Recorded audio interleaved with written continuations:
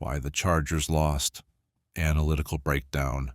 The Chargers' loss can be explained through a combination of offensive inefficiency, protection breakdowns, compressed passing structure, and failure to finish drives. Analytically, Los Angeles' overall expected points added, EPA, per play was negative 0.04, indicating a lack of sustained drive value, while the passing game was marginally positive at plus 0.03 EPA per dropback. The rushing attack struggled at minus 0.10 EPA per attempt. Only 43 to 45% of plays produced positive EPA, well below the league median. On early downs, the Chargers averaged just 4.1 yards per play, leaving them in third and long situations on 58% of series. Average distance to go on third down was 7.9 yards, severely limiting playbook flexibility. The Colts' early down stop rate of 27% and average defensive tackle depth of just 2.2 yards gave them consistent leverage, collapsing the Chargers' rhythm and forcing predictable passing scenarios. Protection issues compounded the problem. The Chargers allowed 16 pressures on 41 dropbacks, a 39% pressure rate, leading to 4 sacks, 2 of which came from interior rushes through the A-gap. Their pass blocking efficiency fell from 95.6 to 91.2, and Herbert's EPA under pressure dropped from plus 0.19 to minus 0.26.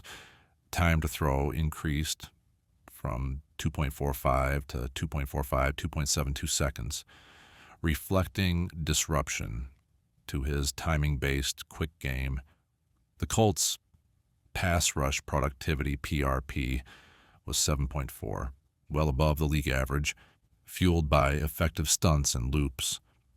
The Chargers' interior line allowed 8 pressures and 2 holding penalties, costing roughly negative 0.6 EPA in penalties. The net effect was a shortened average depth of target, ADoT, falling from 6.3 to 5.1 yards, and a decline in explosive play rate from 13% to 8%. In the passing game, completion rate was solid at 67%, but yards per attempt fell to just 5.8, with yards after catch per reception dropping to 3.2. The Colts' zone coverage, primarily cover 6 and quarters, eliminated intermediate windows, holding the Chargers to negative 0.05 EPA versus zone, while they managed plus 0.09 versus man. Indianapolis stayed in zone roughly 75% of the time, exploiting Los Angeles' lack of route separation depth. Chargers receivers averaged just 1.29 yards per route run, with a contested catch conversion rate of only 33%. The result was the hollow efficiency, high completion rate but minimal drive value, with Herbert reduced to low EPA checkdowns. The rushing attack failed to establish any baseline threat. The Chargers averaged only 3.2 yards per attempt with just 1 run over 10 yards, and first down run success rate was a meager 35%. Their outside zone emphasis played directly into the Colts' lateral pursuit strengths, anchored by defensive tackle DeForest Buckner and linebacker Zaire Franklin, with expected points added versus stacked boxes at negative 0.19. The Chargers' play-action game lost credibility. Play-action EPA dropped to plus 0.02 compared to their season average of plus 0.16. Without a run threat, the Colts comfortably sat in split safety shells, keeping both safeties deep and erasing intermediate windows. Third down and red zone failures sealed the defeat. the Chargers converted only 3 of 13 third downs, 23%, and just 1 of 4 red zone trips into touchdowns, 25%, producing a negative 0.42 EPA per play inside the 20.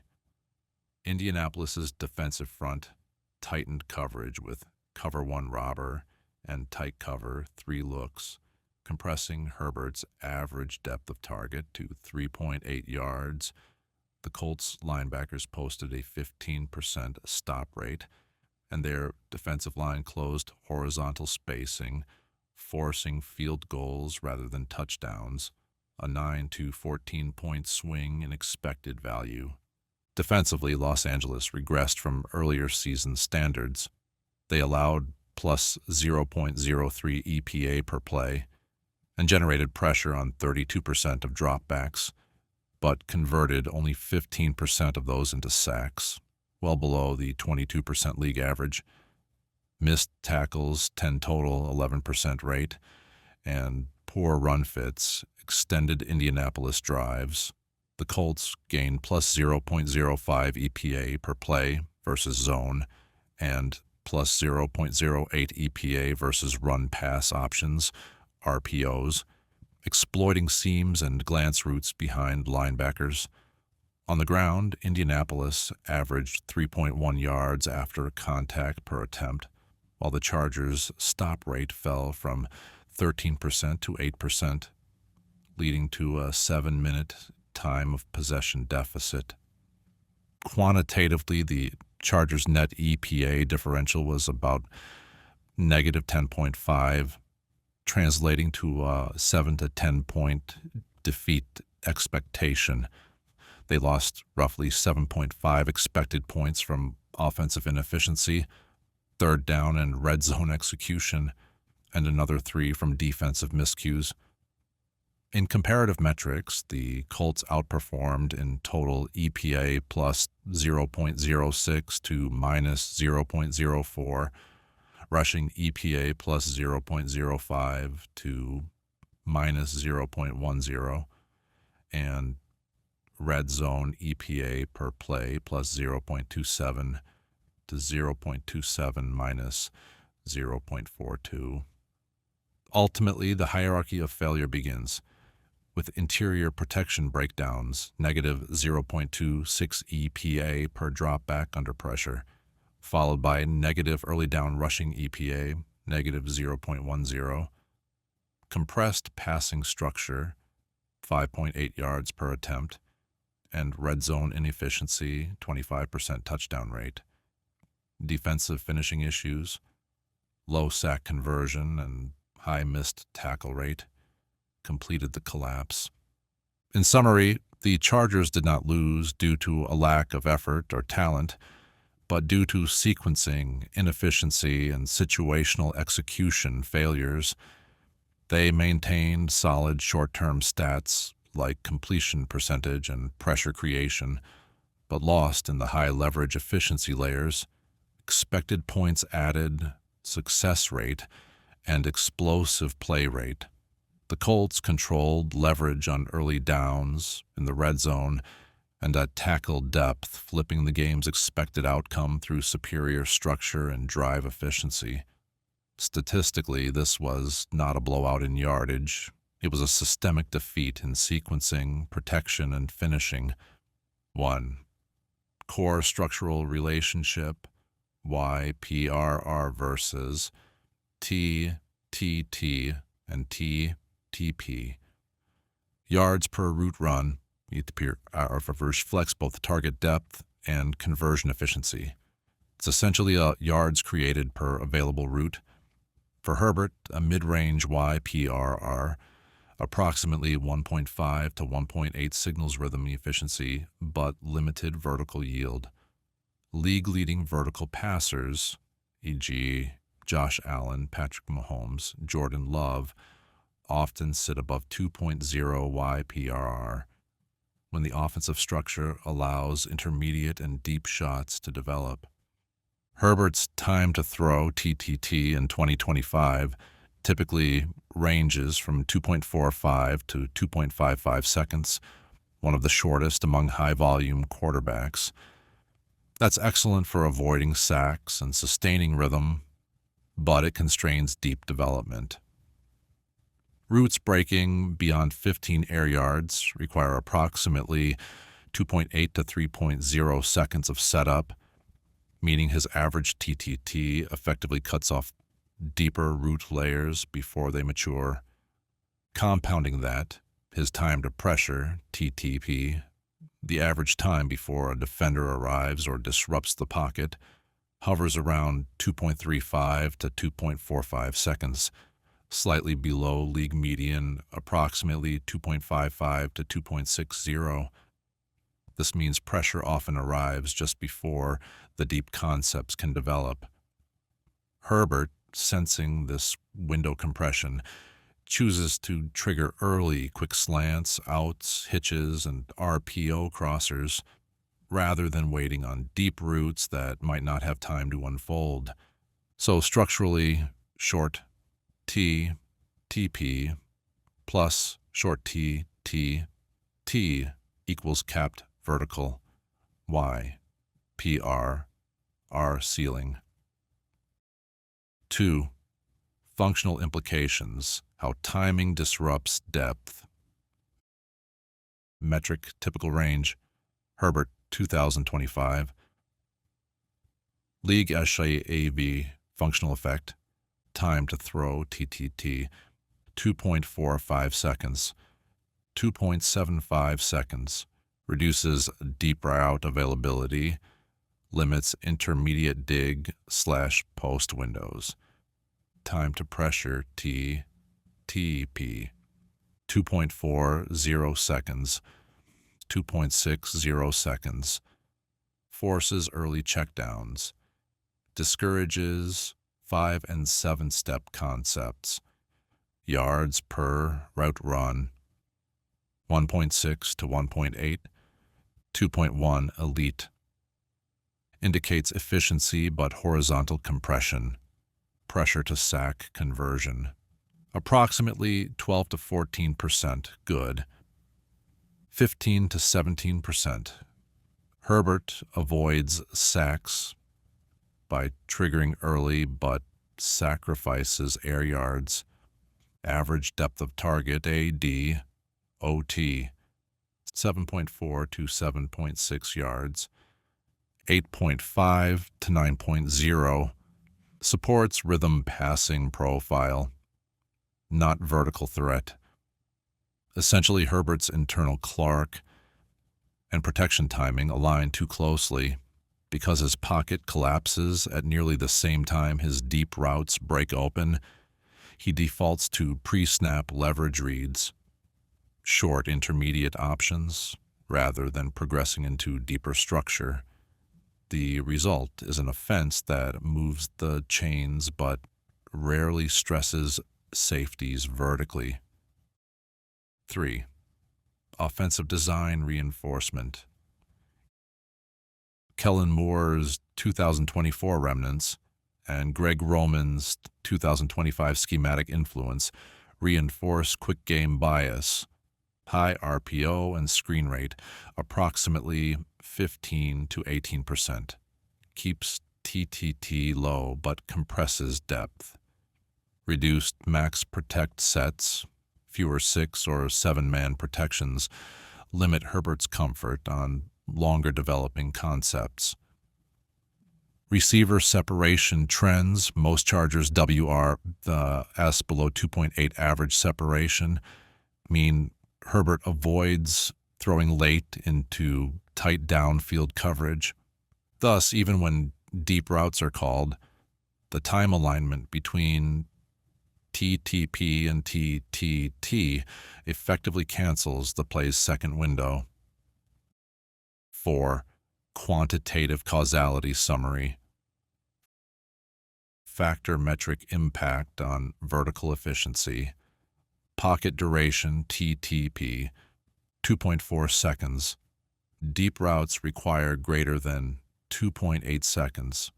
Truncated windows. Trigger discipline TTT, 2.5 seconds. ball out too early for posts, digs to uncover. Route efficiency, YPRR, 1.7. Output efficiency fine but horizontal. EPA on 15 plus air yards, plus 0.02. Marginal, deep routes rarely attempted. EPA on less than 10 air yards, plus 0.23. Excellent. Confirms quick game dominance. When T, TP, and TTTT overlap this tightly, Herbert's passing map shrinks to pre-snap leverage zones, resulting in top-tier efficiency per play but below average depth stress. Defenses recognizing this sit on intermediate routes without fearing vertical punishment. 5.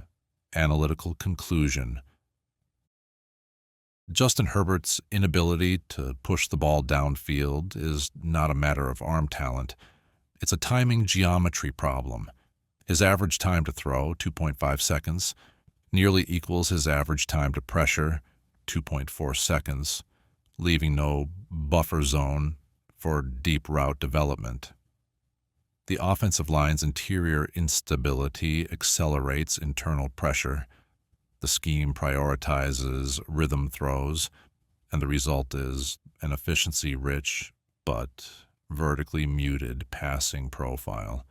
In essence, Herbert's precision thrives inside the first 2.5 seconds, but the offensive structure and protection timing suffocate anything that needs 3.0 seconds or more. The outcome is elite quick game, EPA, suppressed yards per route run, and minimal deep stretch impact. The Chargers' defense faced a disciplined and efficient Indianapolis Colts offense led by quarterback Daniel Jones, whose passing profile was built on rhythm timing and structured reads.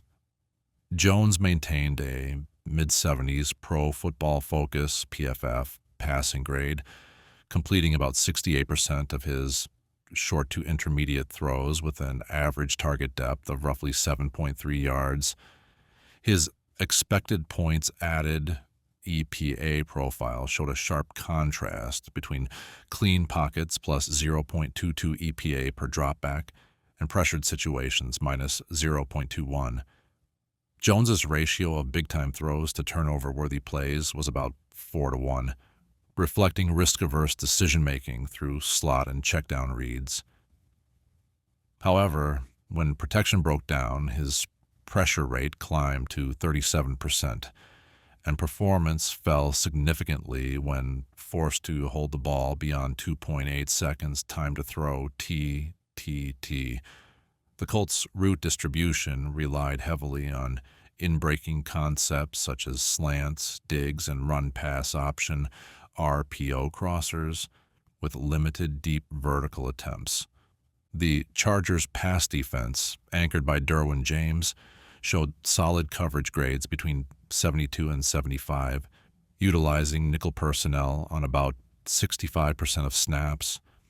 Their forced incompletion percentage, FI percent, of roughly 11% and an opponent passer rating of 83.5 demonstrated disciplined, bend-don't-break coverage integrity. Pass rush productivity, PRP, was a clear strength, with Khalil Mack and Joey Bosa both earning grades above 80 and winning on more than 18% of rush snaps. With a low blitz rate and strong four-man pressure, Los Angeles compressed throwing lanes effectively. Against this structure, Jones's efficiency deteriorated sharply when the pocket collapsed. The Chargers disguised two high shells and robber looks, often baited short throws, reducing explosive output. Overall, the defensive edge favored the Chargers' pass rush and coverage discipline, which effectively disrupted the Colts' timing-based passing rhythm. In the trenches, Indianapolis's offensive line displayed competent but uneven performance. The unit's pass block grade averaged between 71 and 74, while run block performance was stronger at around 75 or higher, thanks to Quentin Nelson and Bernhard Reimann. The group's pass block efficiency, EFF, stood at 94.5, allowing pressure on roughly 12% of dropbacks, with right tackle protection being the main vulnerability. The Chargers' front seven countered with high-impact edge pressure from Mack, grade 88, and Bosa, 83, supported by Tuli Tuipulotu, 74. The defensive interior, including Morgan Fox and Otito Ogbonia, earned run defense grades in the mid to high 70s and maintained gap discipline with stop rates of 10 to 11%, while Indianapolis's interior line held firm in one-on-one situations. Its edges struggled against Los Angeles's twists and stunts. The Chargers' ability to generate disruption without blitzing gave them a tactical advantage, though Daniel Jones's pocket movement could soften the blow when operating under 2.6 seconds T. The Colts' rushing offense remained a core strength, graded around 80 overall, with a balanced zone gap scheme, roughly 55% zone, 45% gap. Running back Jonathan Taylor's elusiveness rating, ELU, was high, averaging 3.0 yards after contact per attempt and producing a positive EPA per rush of plus 0.06. About 11 to 12% of his carries went for more than 10 yards. On the other side, the Chargers' run defense showed notable improvement, holding a 75-plus grade with 13 to 15% stop rates and an average depth of tackle, AVDT, near 2.3 yards. Missed tackle percentage hovered around 9%, showing progress, though still susceptible to explosive gains. Los Angeles mixed light boxes, 6 defenders on 42% of plays with heavy fronts, 7 to 8 defenders, about one-third of the time. The interior matchup, Nelson and Kelly versus Fox and Ogbonia, was balanced, while outside runs tested the Chargers' edge integrity. Bosa excelled against stretch runs, and Mack effectively closed cutbacks. Overall, the ground matchup was even, with the Colts capable of sustaining drives if they established rhythm through run action. The Colts receiving corps featured Michael Pittman Jr. as the primary weapon, earning an 83 receiving grade and 2.1 yards per route run, YPRR. Josh Downs added strong slot efficiency with a 78 grade and a 76% catch rate from the slot. Vertical threats, Alec Pierce and Adonai Mitchell, showed inconsistency, winning only about 40% of contested targets. Tight ends, Tyler Warren and Jelani Woods, contributed steady production on seam and flat routes, averaging 4.3 yards after the catch per reception, YAC/REC. The Chargers' secondary was equally solid, with cornerbacks averaging coverage grades between 72 and 75. Asante Samuel Jr., slightly higher at 76. Derwin James's versatility stabilized the safety unit, while Alohi Gilman provided dependable deep half coverage.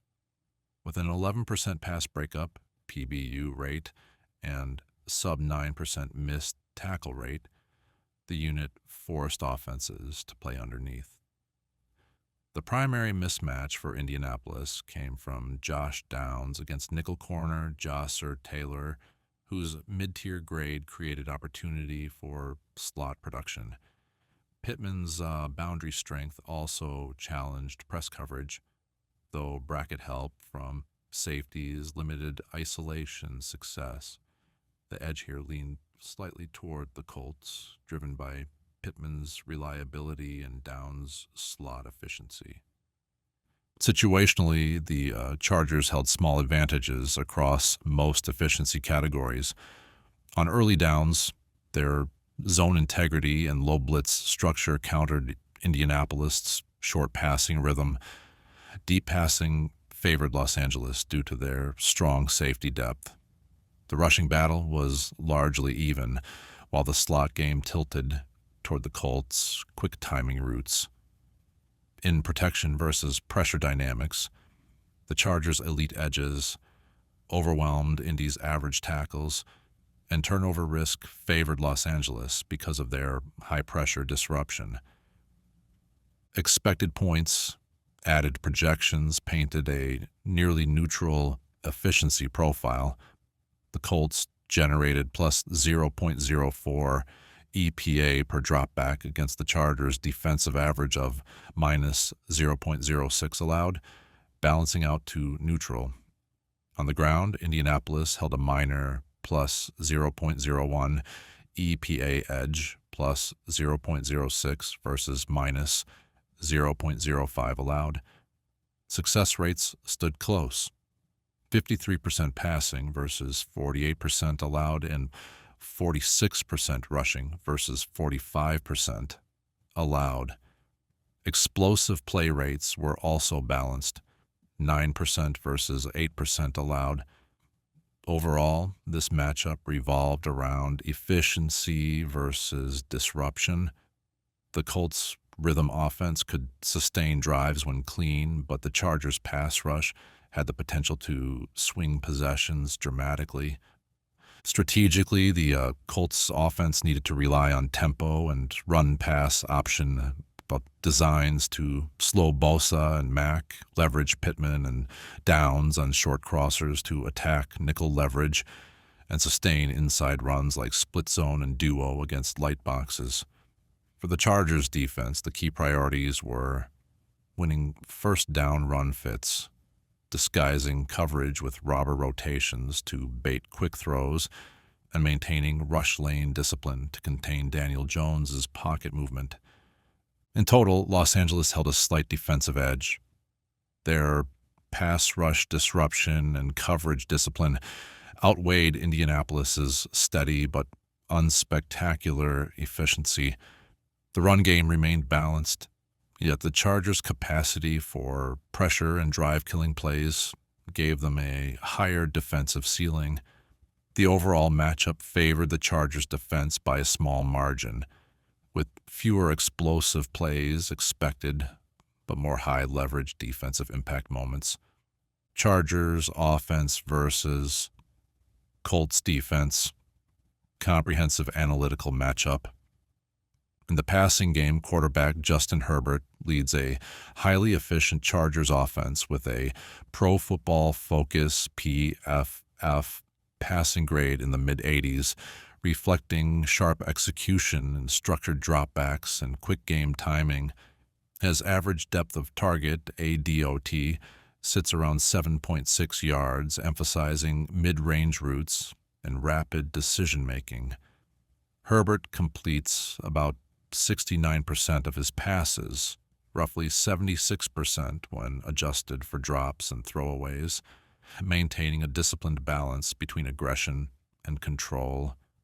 His ratio of big-time throws, BT percent, to turnover-worthy plays is approximately 3-1, confirming risk-managed explosiveness.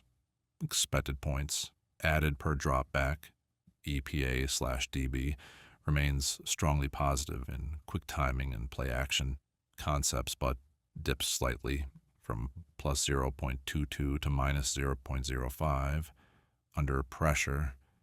The Colts defense, meanwhile, grades between 72 to 74 in coverage, operating a disciplined zone structure that limits deep explosives.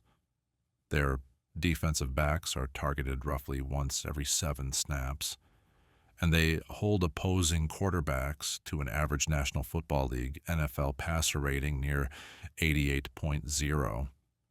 The pass rush generates a 13 to 15% win rate, more productive from the interior, led by DeForest Buckner and Quantitative Paye, than from the edges, while maintaining a low blitz rate to protect coverage spacing. Overall, Herbert's rapid rhythm and pre-snap reads should neutralize the Colts' moderate pressure productivity, favoring steady 4 to 6 yard completions over deeper strikes.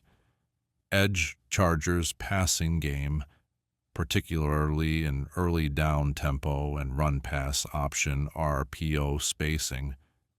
In the trenches, Los Angeles features a strong offensive line, OL, that grades in the high 70s to low 80s in pass blocking, PBLK, and posts a pass block efficiency, EFF, above 95, allowing few pressures.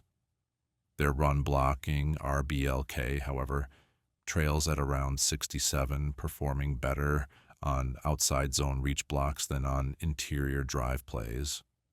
Most pressures allowed originate from the guard positions, while both tackles hold firm. The Colts' defensive line, DL and front seven, counter with elite run defenders, Buckner and linebacker Zaire Franklin grade above 80, with a stop percentage of roughly 10 to 12% and an average depth of tackle, AVDT, near 2.2 yards, signifying quick containment. Their missed tackle rate, MIS percent, remains below 6%, showing disciplined finishing. Interior pass rush strength could collapse Herbert's pocket if the Chargers' guards lose leverage, while their stout front constrains A-gap runs. Edge, neutral in pass protection, Colts' advantage against interior runs. On the ground, the Chargers' rushing offense earns a mid-tier grade, approximately 70, but remains inconsistent. They average 2.8 yards after contact, YCOA, and generate explosive runs, 10 plus or 15 plus yards, on fewer than 10% of carries, relying on outside zone and mid-zone designs.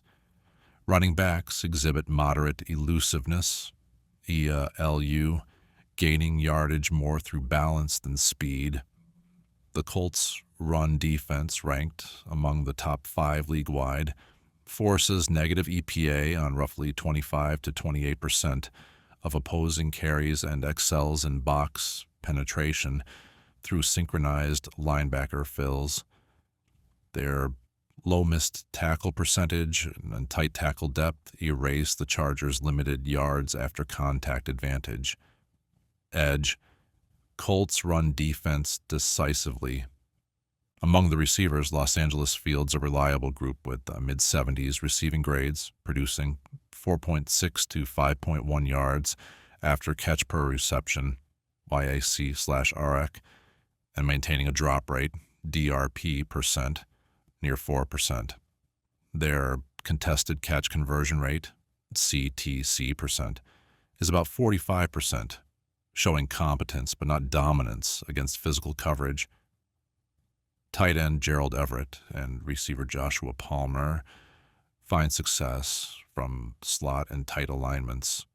The Colts counter with a coverage scheme built on quarters and cover 6 zone shells, emphasizing leverage over one-on-one matchups. Their linebackers cover well underneath. Their cornerbacks play physically at the root stems, and their safeties possess strong range to cap deep gains. This compresses horizontal passing windows and restricts slants or short stick routes, though inside seam and tight end crossers could challenge linebacker depth. Edge, slight to Chargers via inside route leverage. Situationally, the matchup breaks down as follows. Quick passing, Chargers' accuracy and timing give them an advantage over the Colts' containment-oriented pass rush. Deep intermediate game, even. Herbert's structure versus the Colts' deep safety integrity. Run game, Colts' interior leverage holds a clear edge. Pass protection, even. Chargers' tackle stability offsets Colts' interior strength. Explosiveness, slight advantage to the Colts' controlled coverage limiting chunk plays. Red zone efficiency, slight advantage Colts due to condensed front discipline.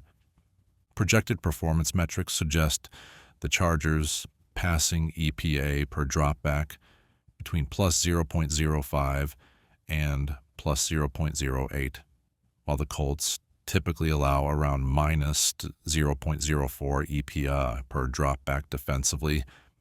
The Chargers' rushing EPA approximately negative 0.08 aligns with the Colts' defensive expectation approximately negative 0.10 forced, giving Indianapolis an efficiency edge on the ground.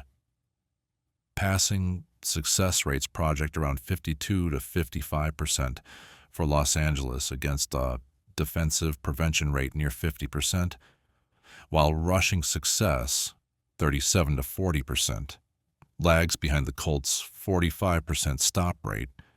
Explosive play rate, 15-plus yards, should slightly favor the Chargers, 11% versus 9% allowed.